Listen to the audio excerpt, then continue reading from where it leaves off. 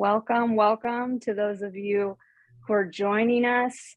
It is evening in the US.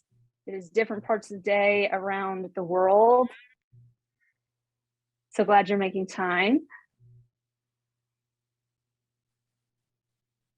Our conversation for this block of the Women's Summit is all going to be the voices of the 3DS women of the 3DS board of directors. So these are women who, on a volunteering basis, give their leadership, give their insight, strategic wisdom to us as an organization, and they have really great perspectives to share from different angles in the entrepreneurship space. So we have founders on the call, we have entrepreneurship educators, we have people that have been integral on startup teams and growing those teams, and also just ecosystem builders, people that just want to make entrepreneurial ecosystems really strong. So I can't wait for you to hear their introductions, hear their stories, and for us to have a really nice, honest conversation about the strengths that women bring to teams as entrepreneurs, to ecosystems, and also what it's like to navigate some of those biases. It's particularly when you're younger and just starting out on your journey. So I think a lot of great things are going to come out of this. So without further ado, I'm going to step back. We need to do some intros. I'm going to turn it all over to you. Let's do some introductions. Who you are, where you're from, what what you do for work, and we'll go from there. Wonderful. Well, I'll take the cue and start. So I'm Tolu Akindunni, and I am a business innovation coach and consultant. In my day job, I work with Saint-Gobain, which is a global manufacturer. But in my other life, I also am an entrepreneur. I used to run the Gemstone and Jewelry business with my husband, and at the same time, I just recently founded a platform called All Things Black and Beautiful, which is a platform that seeks to amplify Black-owned businesses through collaboration and community. Other than that, I'm a mom of a 2-year-old whom you could probably hear in the background, and I live in Dallas, Texas. I'm Kelly Pratt. I am a former 3DS staff member, recently completed a 3-year term as secretary for the board of directors, and now I'm continuing to serve on the board. My career has largely centered in the nonprofit and public sectors, and I hold my master's in public administration. My career has more so been centered around really entrepreneurship, so developing innovative ideas within primarily nonprofits, and then managing those projects or programs. Currently, I'm an operations and data analyst for a statewide child advocacy organization. But just really pleased to be here with these ladies and with you all. I can go next. I just cut off us. No worries, go for it. You're next. I'm also a former 3-Day Startup staff member. Kelly and I worked together for a little bit of time. And I've spent my whole career growing and scaling startups. So I've always worked and interned at startup companies, small teams. It's what I love to do. I love to get in on the ground and be able to really make an impact. And now I'm a consultant with Blue Sky Partners, which is an operational consulting firm that helps businesses grow and scale. So I get to do what I like and what I'm good at every day for really awesome clients. I've been on the board of 3-Day Startup for maybe 9 months now. And it's so good to be back with an organization whose mission I really believe in, and be with all of these wonderful women on the board who inspire me every day. So I hope we have a good conversation. I'll go. Howdy, y'all. I'm Lesley Robinson. I am the director of the Kendra Scott Women's Entrepreneurial Leadership Institute at the University of Texas at Austin. So I'm so happy to be here. I'm new to the 3D Startup Board, but have really just admired the intersection of entrepreneurship and globalization, which are just two things that are near and dear to my heart. So my background is actually in international education, so specifically study abroad and international student and scholar services. So love the idea of seeing the world as your classroom, and actually really see a lot of similarities between study abroad and traveling and being in different cultures with entrepreneurial mindset. So I really take up the space of being an entrepreneur within higher education and nonprofit management, but also really that healthy, welcoming community of belonging, and for students, but also specifically for women. So a lot of my work focuses on gender aware approaches to teaching entrepreneurship education. So really supplementing what's already out there in terms of entrepreneurship and looking at the strengths that women bring to business and how to redefine that. So looking forward to touching on that later on in the webinar. So glad to know y'all. And I'm Courtney Zaugg. My practice is called Plaka and Associates. It's an innovation and impact consulting firm, an economic development consulting firm where I work with community leaders and elected officials and real estate developers on entrepreneurship-led economic development. So that means instead of communities putting all of their time and resources on attracting business, I'm showing them that the data says you need to invest in your own people and invest in your own companies, because that's where economies can be resilient and diverse. I also co-own a construction company with my husband. I'm based in Indianapolis, Indiana, and I am really, really thrilled to be here today. I guess I can jump in now. Hi, my name is Sheffie Robinson. I am the founder, CEO, and CTO of Shamrock. We are a workforce development and internship management platform that's kind of touching on some things Courtney touches on, and investing in people and what that looks like for economic development in an area. I am actually a 3DS alumni, 2014 Georgia Southern. So I've gone through the trenches and actually done this myself in a weekend, launched the business that I did in the program at that time, and then got bored with it and decided to do this, what I'm doing now. So definitely the 3DS program has been pivotal in my life in so many ways, and I just spend my time giving back. I'm a mom of 3, military spouse, currently based in Tampa, Florida, born and raised in Augusta, Georgia. Go Dogs! And the Falcons as well, but we'll talk about that later. But so glad to be here amongst a group of amazing women, and I'm ready to jump into this conversation. Thanks. Well, Sheffie, we're going to let you take the conversation and run with it. A part of, and there's actually people write about this, that a key part of an entrepreneur's journey about learning entrepreneurship is storytelling. And hearing, it's kind of like case studies in business school, but it's hearing the story of entrepreneurs, having pieces of that story resonate with you. So let's start off with some founder stories. And Sheffie, we're going to start with you. I mean, how did, you could talk about your first venture or Shamrock, what you're working on now. How did that come to be? What were some of the conditions that created the inspiration for the ventures that you built? Yeah, so the very first adventure I call them adventures because there have been many. The very first like tech one was a metaverse system that not the metaverse itself, but we built banking systems in a metaverse in 2006. So this was pre all of the things that people are talking about now. The metaverse has been around quite a long time. And we wanted to bring traditional banking services to virtual spaces. That was pre-Bitcoin, kind of the cryptocurrency thing. And then the SEC was like, no, stop that. So I did. But I also realized I kind of sucked at my job as the CEO. I had great ideas, but I had horrible follow through. And that's what kind of led me to seek out actual information to make me better at what I was trying to do. Always been entrepreneurial, very, very tiny first business, was like 6 years old trying to sell pencils and candy. But I knew at this point, it was more than just trying to run a business and say I'm a CEO. I had to actually have process and procedure with that. So that led me to 3DS, and just going through the business model canvas was the most eye-opening thing I'd ever done. I had never heard of anything like that before. I was just used to, you have an idea, you make it work, get customers and go. But to see the actual scientific processes that went into that helped me, be a better leader in that it wasn't just about my idea so much, it was about what was the impact of my idea and the process that I was going through to make sure I honed in on that impact with actual vision and a mission, not just, oh, I'm doing this thing today and it makes money. So that was huge for me. And like I said, the business I started right out of, it was almost a year right out of 3DS.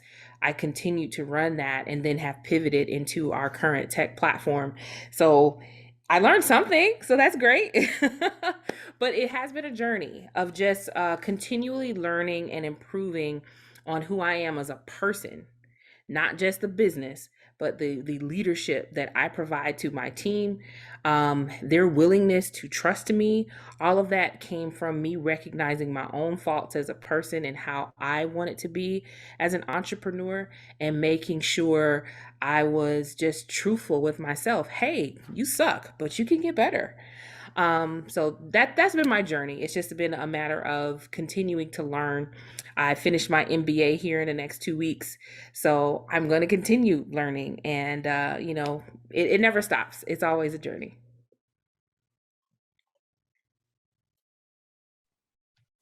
That's awesome, Sheffie. Congrats, 2 weeks. I want to see pictures. Thank you. Thanks so much. I'll post them on LinkedIn for sure. Good, good.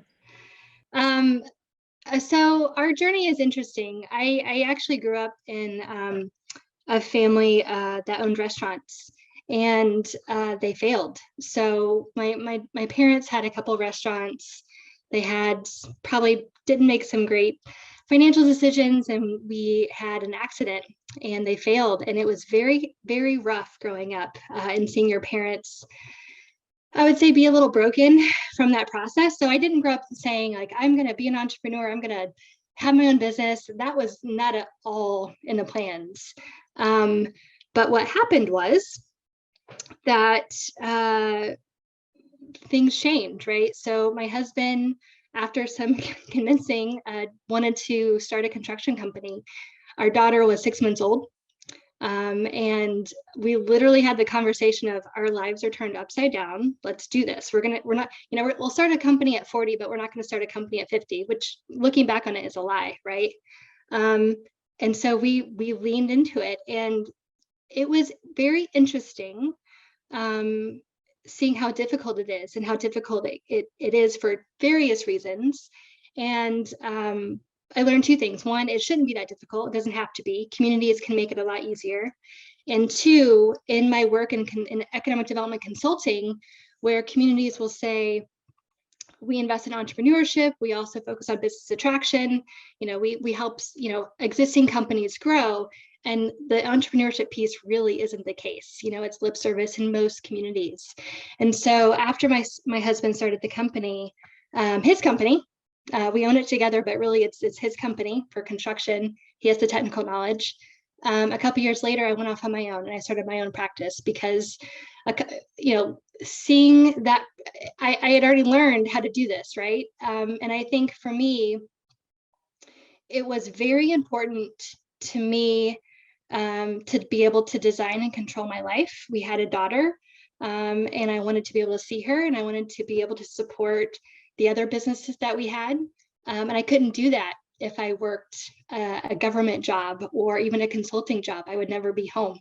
And that wasn't good enough for me. And so for me, that's why I started Plaka. And it's been, it was 3 years actually last weekend. Wonderful. And it's very interesting the way you said it, Courtney, because my entrepreneurial journey has been one of discovery, I would say, discovering my why and actualizing my why.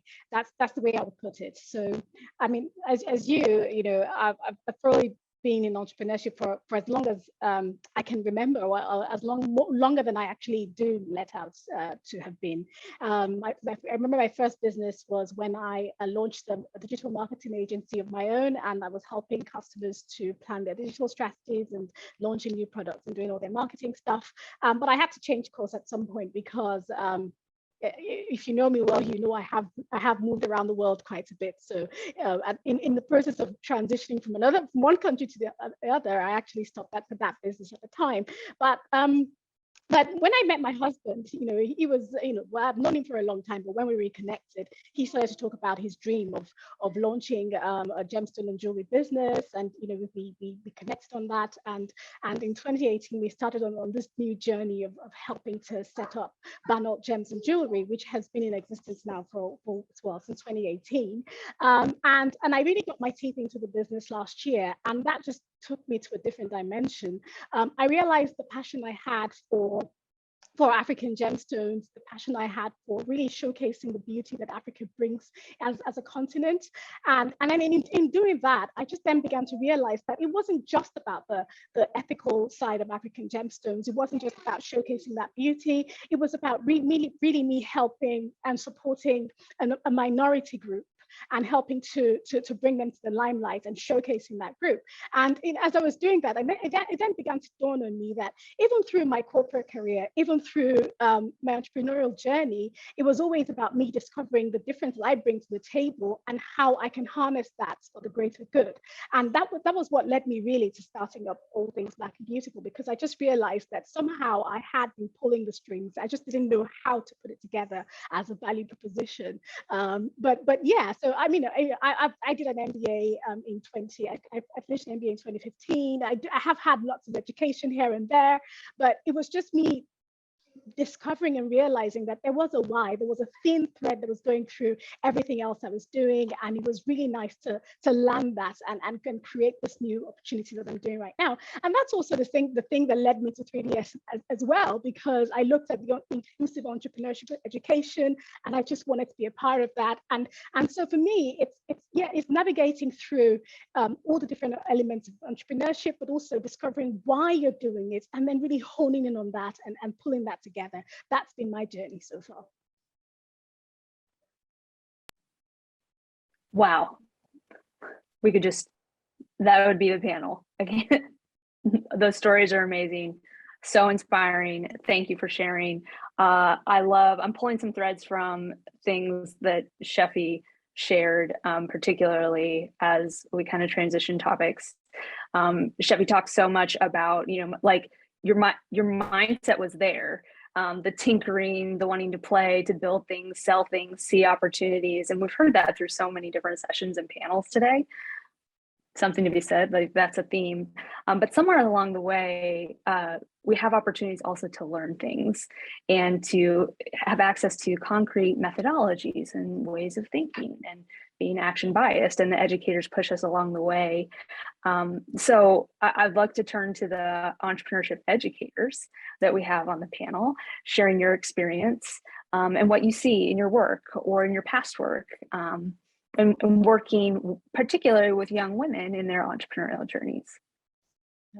Thanks, Erika. I'll launch into this one. So I actually teach a course at UT that's called Entrepreneurial Leadership. And so I've honestly built the course on lessons that I wish I would have known in my 18, 19, 20, 21 years. And really it's focused on the found her first. So we say found her, and really who you are as a leader before you even think about the business. So if you think that's radical, I actually think it's quite necessary. And so the curriculum of it is really, who are you as a leader? What are your strengths? What are your blind spots? How do you show up in a group? How do you use your voice? How do you have executive presence? How do you have confidence to take a stage? How do you, network? How do you do all of these things in terms of like this entrepreneurial leadership piece to have the confidence to then think about the idea and the resources that you need, and like we do the lean business model canvas as well. But I think the most important thing with entrepreneurship education is that we set founders up for them to be their own selves versus so tied up in the identity of their startup. So if by chance that fails, which most likely it will, I don't want to like create these really safe bubbles, but the high percentages that most startups, especially the first one, will fail, that you take those lessons and instead of seeing them as failures, you reframe it as first attempt in learning. And I think that's really important, because at the end of the day, you have to stand on your own 2 feet as your leader, take the lessons to move on to the next idea, to then figure out, what was the meaning of it all. And that's all part of the process. So I think the way that I approach entrepreneurship education is just building that really strong sense of self, so that you can do the reflection to then set the why, which is that North Star that keeps you going steady and straight when times get tough, but also gives you those moments of joy when you're really having the success. So for me, I think I really resonate with entrepreneurial leadership first before then going into the actual like business planning process and everything that goes from there. So I think that's kind of my approach for that. Yeah, I love that. And one of the things that I loved about working at 3-Day Startup and what really makes 3DS different from other entrepreneurship education organizations that are out there is we were not focused on founders and starting a company. We were focused on creating an entrepreneurial mindset and giving people the tools and the resources to do whatever it is they wanted. Not everyone that left our program went out to start a company, like Sheffie did. And as a matter of fact, most of them didn't. We had plenty of entrepreneurs, plenty of startups, lots of funding, all of that was great. But what it was is we were preparing people to go and, like Kelly said, to be entrepreneurs, to be innovative thinkers inside of companies. And what was so great about facilitating programs is I probably facilitated upwards of 50 3DS programs all across the world. I was in Colombia and England and South Korea, spent a lot of time in Australia, and all across the country. And the most fulfilling thing was, without fail, at the end of almost every program, someone would come up and they would say, I didn't think I could do this. I almost didn't apply to this program. I didn't think I was an entrepreneur. I didn't think I could start a business, but this just changed my life. And almost every time, those people were young women. And they were women that were not business students. They were coming from art backgrounds or nursing backgrounds or history backgrounds or liberal arts, communication, whatever it may be. And they came in and they were really, really nervous because they felt like they didn't belong. And what was great about 3-Day Startup then is that it was very inclusive, somewhat accidentally. It didn't originate in the business school, so it invited students from all across campus to come. And now with Erika in leadership, it's extremely intentional, that it is extremely inclusive. And I think that is, again, something else that really sets up our young people for success, is seeing that they have the skills and they have the capabilities inside them, and just kind of bolster them up and show them what they already are capable of. I love that, Shayna. And I'll jump in there you mentioned that, some of those biggest impact stories that you can recall were women that were speaking to you. And when I was first starting on staff with 3DS, there happened to be one of the flagship UT Austin programs that was happening within like the first month or so. So I actually was kind of like undercover. I was not supposed to speak about how I was on 3DS staff. And so I was like awkward. I was like being a weirdo because I was just like, wait, I'm here because of that. And I'm not a student. So I was just like very much having, I was laughing before this, talking about imposter syndrome, and I already can struggle with that all the time, right? And so I'm in this room, and it was really neat to go through that experience when joining the staff, because I really did learn so much. Entrepreneurship education was very new to me when I took my role with 3DS. My background, I had just finished my MPA. So my background was public administration and specializing in nonprofit governance and administration. And so I mean, even in that moment, I was managing our Austria to Austin exchange program at the time. So an immersive exchange program that brings Austrians to Austin through a grant with the U.S. Embassy in Vienna. So I knew grants, I knew program management, I knew that. But in that experience, really, I learned so much, just things like customer discovery and rapid prototyping and failing fast. I have taken so many of those principles forward into the work that I do now. And I don't know how many folks that are joining us have worked in nonprofits, but due to the limited resources, it's often harder to make those changes, right? It's really hard to sell new things because the cost associated, right? You're trying to minimize at all, like any waste at all. And so those have been principles that really have helped me just in my professional career since then. Yeah, I bring so much, I think, of that forward continually, not always even acknowledging kind of where it all goes back to, but it really does go back to my time as a staff member at 3DS and going through the programming as well. And if anyone's joining who was in that initial program, apologies for my incognito approach. That's awesome. So much of what the three of you are saying echoes. We had a panel with an academic who serves in the Babson Youth Impact Lab. So her full-time job is to study youth entrepreneurship. She coaches and she studies entrepreneurship educators. And her words, in just a few hours ago, were entrepreneurship is not about starting a business, or entrepreneurship education is not just about starting a business. It is the mindset, and teaching those skills and that mindset is a transformative experience for individuals and really impacts the trajectory of careers, of life perspective, of the opportunities that they pursue. So much resonates. And with all the positives and the inspiration that you've shared with your stories, the reality is that we know through numbers and we know through stories that women have a different experience in entrepreneurial spaces, whatever those may be, whether that's in VC, founding a company, wanting to join a company, wanting to be entrepreneurial inside of an existing company. That is different for women, and women are not a monolith. Women have different experiences among women there too. So I'd love to open up the floor for that.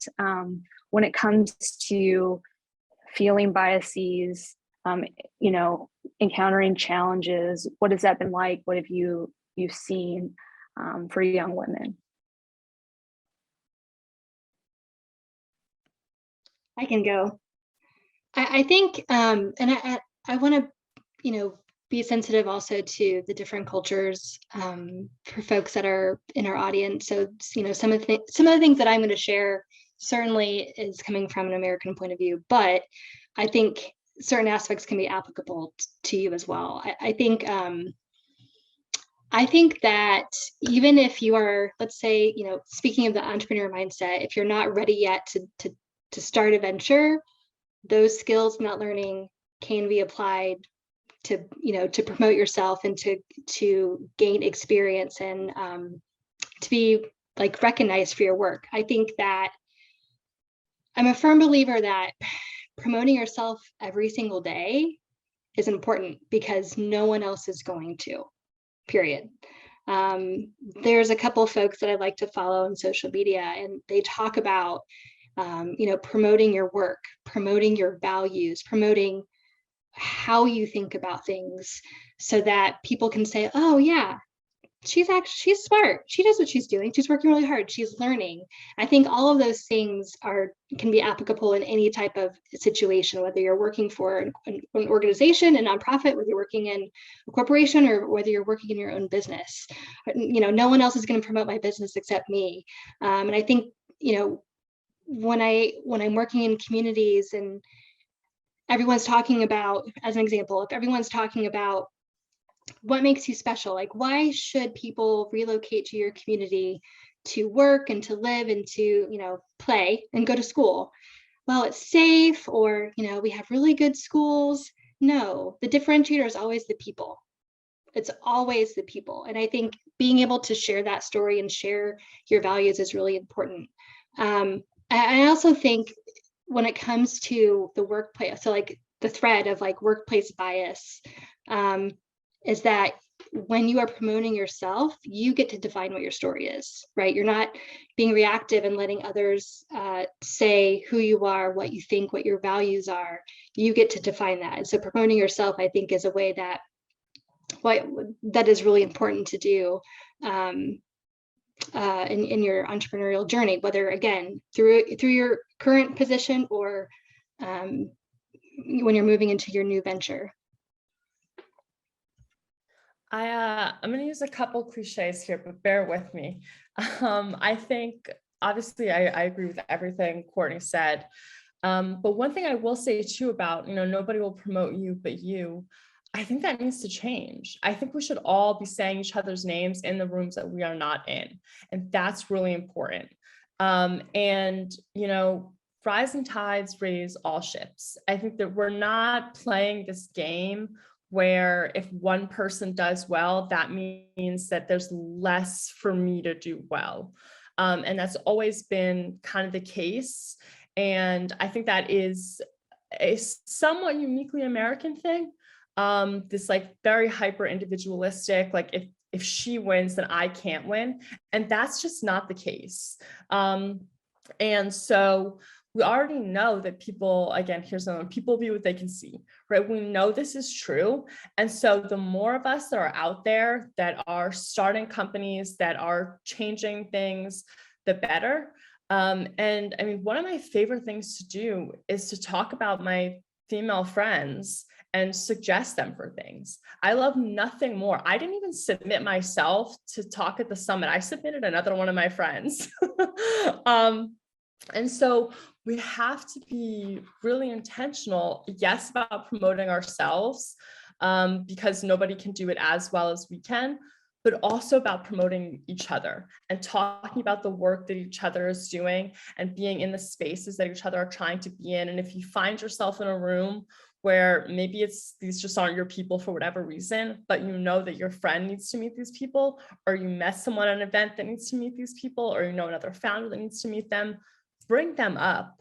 Because I think that's one of the best ways we can try and mitigate some of this. If we're kind of like, yes, we're all having different experiences, but if we're all kind of locking arms and saying like, no, we're coming for you. Like, we're coming for this. We're coming for the VC money. We're coming for the IPOs. We're coming for all of it together. Then we can really change the world.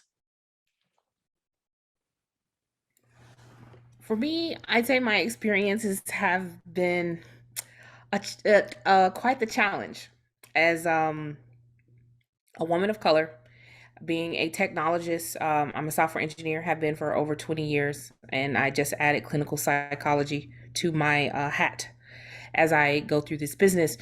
It has been, I think, I feel like I got more respect when everybody thought I was just a marketer, when I thought I was non-technical, than when people knew I was technical. I don't know why that changed things, but it's almost like some of the rooms I went in, there was more people being on the defense, because they're like, oh, well, she's just as smart as me in this. So at first, that kind of made me feel like I should diminish myself and dim my light a little bit to fit in these rooms. But then I just realized I was in the wrong room. And anytime you're in an instance where you feel like you have to be diminished, to be liked, to be invested in, to be even, believed, because yes, there are instances where someone is completely believed that I was a fraud and didn't build my technology and didn't come up with the idea and all of that. But I just had to really search for people who rallied behind me to protect me. And that's what it boiled down to. The bulk of my team are guys, but they stand behind me, they protect me, and they champion all of these issues that I have, being the founder and the face of this organization. And that's important, because some days you're going to have those days where it's like, okay, it's really tough out here being a woman. And it's really tough out here being a woman of color. And that's universal. That's not just a US thing, that's global. But if you have a strong team that really supports you, who really want to see you win, they champion for you, they will help get you into doors and get work done that you probably feel like you're just climbing uphill on mud just to, be successful. And it's just important to remove your energy from people who don't mean you well anyway. And you'll find that very quickly. And as you continue to have conversations and things and go throughout your entrepreneurial journey, you'll learn very quickly where your energy should be placed. Don't focus on the people who don't believe in you, because there's always going to be somebody regardless, and that's not even gender specific or even racial specific. There are always going to be naysayers. Don't give your energy to that. Give your energy to the people who believe in you. Give your energy to your product, your customers, the people you're trying to impact the most. That's where you want to, have your smiles for, have your heart for. Because if you let the people and the biases that we know we deal with every day bring you down, you'll never get up. So. Those are bold words, Sheffie. And it makes me want to go straight to Lesley, because you have very bold thoughts too of telling young women to, be very clear that the strengths I bring that are different from potentially a hypermasculine culture or style of leading are their strengths. Their strengths in the space, their assets. Can you talk more about whether it's your work at UT or just how you think about that? Yeah. So I'm all about redefining, what it means to be a founder, but also, the strengths that women bring to business. I think oftentimes, and especially because I've been really deep in the research with my dissertation topic on gender-aware approaches to teaching entrepreneurship education, the research is all about the challenges and the barriers that women face in business. And I'm done with that. Like this deficit mindset model, no, let's just change the narrative. Growth mindset, the strengths that women bring to business. And what we naturally see is that women have huge impact on communities, and that give back and that philanthropic piece that they put into the business model from the very beginning never gets calculated in terms of a return of investment. And I would even beg to say that investment, that currency into the community is far greater than anything that you'll see on a bottom line somewhere. And so I think when we change the narrative and we think about social entrepreneurship and the why, and that just becomes step one in forming a business for women, think more of that. That's the part that we need to really dig into and own. And I work with a lot of students, and I'm seeing a lot of these women that are looking at social impact or social entrepreneurship ventures. And that's because they naturally want to solve a problem in the best intentional way, and they have the passion to do it. And that's the thing that I want to invest in. I want to go down that route in terms of, this next generation. We say the next generation of courageous and creative founders. And I think this next generation, men and women, or all identities, is that you have to believe in the brands that you're buying and the missions, and that has to be authentic. And there will come a moment when that inauthenticity doesn't equal buying dollars or buying power. And so if you've got the company that from the very beginning has been doing that, I think this next generation is going to back those companies. And that's where I get so much hope from working with these young entrepreneurs, is because I'm seeing that early on in conversations and building teams and looking at diversity of who they're building in their teams and considering that in first hires, and not necessarily hire 6 or 7, but at the very, very, very beginning. And those are the reasons why I think women need to own this and make that space for each other. And absolutely, these feminist tenets of flourishing, I'm obsessed with, which, back to what Shayna was saying, the rising tide lifts all boats. Feminism and supporting women is all about supporting everybody, all, not just women. And I think that gets lost in just thinking about it from a gender lens, but it's about raising everybody. And I think that that's also the beauty that women bring to business. That's awesome. And we actually have empirical data that shows diverse teams, which includes gender diverse teams, perform better. Those firms, those companies have better results, have better bottom lines. This is the fact. What you see inside of those companies are cultures that are very psychologically safe, emphasizing collaboration over competition, valuing all forms of caregiving, just list that are centering women and all the strengths that we bring to the table. Tolu, I know that you, in your work, you get to see a lot and you get to work with a lot of teams. Any thoughts or reflections or things that you've seen in regards to, just women and diverse teams? Well, you hit the nail on the head when you talked about the value that that diverse teams bring in terms of cross-pollination of ideas. So not just women, but in a team where you have diverse backgrounds, diverse education, diverse vertical knowledge, the types of ideas that come through are usually very rich and very informative as well. In my role, one of the things I do is facilitate strategy sessions, and also just ideation sessions, or just sessions to foster innovation. And one of the biggest ingredients is really the diversity. That's one of the things that we promote the most, because once there is diversity, the ideas start to build on each other, and then the solutions, or in fact sometimes the problem framing itself becomes even better, because you're able to really understand what problems you're trying to solve. And also there is deeper empathy onto what the customer wants, and then that helps you to connect more with the reason why you're running the ideation, the project, or the venture in the first place. I think the other area that is important is also to understand, what female entrepreneurs face, or female leaders, female business owners, female just female, anyone, or any caregiver really, because I remember during COVID, one of the challenges that I faced was the fact that I had my 2-year-old, or then 1-year-old, at home with me. We're trying to grow a business that had a luxury business that was facing a threat because of the economic environment, and at the same time, there were lots of questions around, which direction we should go, what we should do next, and things like that. So, I was in the UK at the time. My husband was here in the US. There was all that dynamic situation going on. But one of the things I learned was about pulling through from your network, pulling through strength from others as well, and then obviously learning to do things differently. I remember at the time, I connected with a few people in the industry, and now that connection in itself has formed an association called Jewelry Gemstone Association of Africa.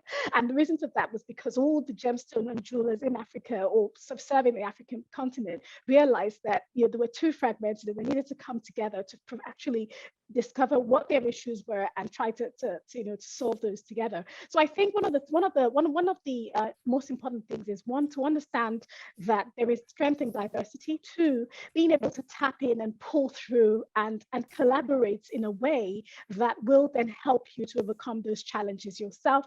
And I think the third thing also is in terms of building on diversity and letting it not be the only topic in the room. Sometimes, because we focus so much on diversity, we actually lose sight of everything else that is on the table to take. But if you embrace diversity as just something else, it's like the other ingredients in the room.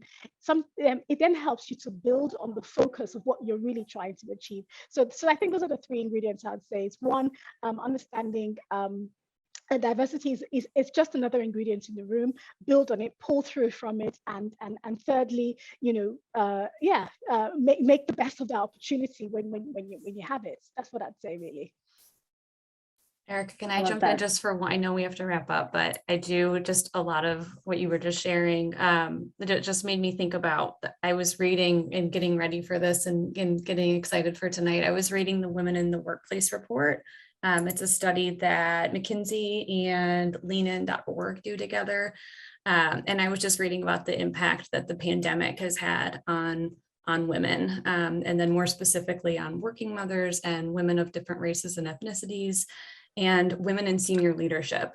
And the study was talking about how at the time of it, there were 2 million women in the United States that were considering leaving their roles, or taking a leave of absence.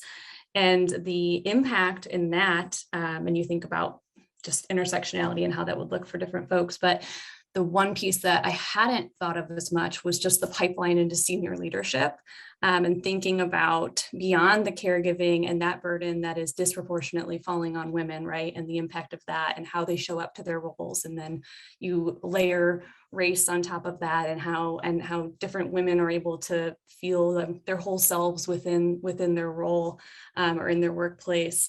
But I just really started thinking about that piece of just that pipeline into senior leadership and the ripple. We've been living in this pandemic for a couple of years now, but just really the ripple effect from that. And so I was just super excited for this to be taking place, and just for the encouragement and the wisdom to be shared here together, because wow, I guess I hadn't really thought of it, longitudinally, I guess, or latitudinally, I guess. No, longitudinally, right? Longitudinal study would follow. So gotta think, globally. No pun intended.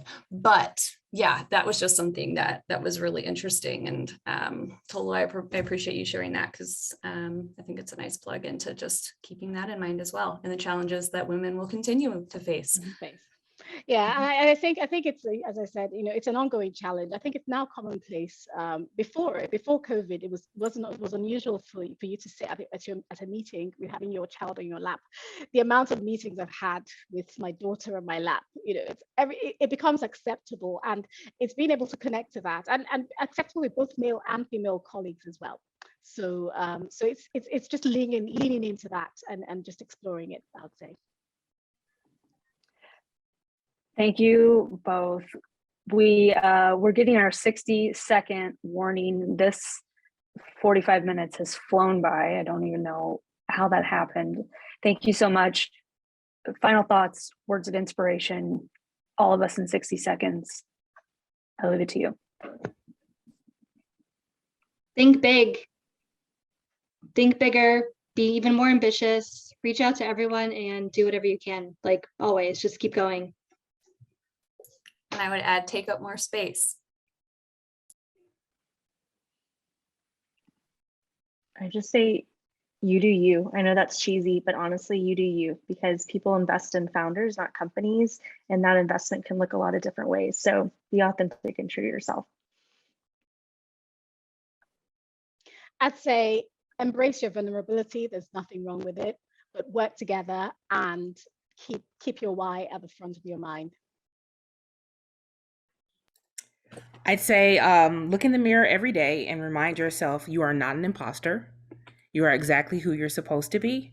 And anyone who doesn't see that is someone you shouldn't worry about anyway. Perfect. Thank you, everyone that joined us. Thank you, panelists, so much for your time. That's a wrap. Let's go to the next session.